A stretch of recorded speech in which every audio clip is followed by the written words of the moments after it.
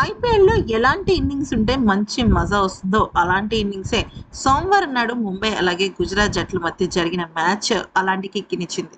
ముఖ్యంగా అప్పటి వరకు చాలా నత్తనడకగా నడుస్తూ 22 బంతులకి 19 పరుగులు మాత్రమే చేసిన తిలక్ వర్మ ఒక్క దెబ్బతో బ్యాట్‌ని ఝుళిపించాడు.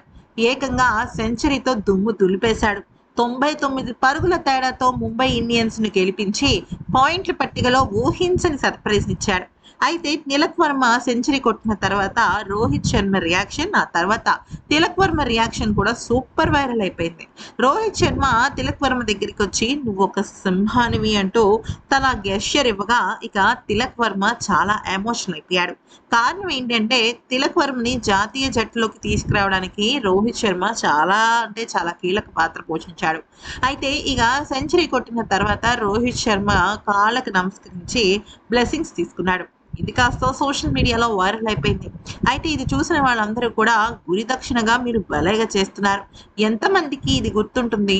అయినా దీనికి తిలక్ వర్మ అర్హుడు. రోహిత్ శర్మ ఇంకా అర్హుడు.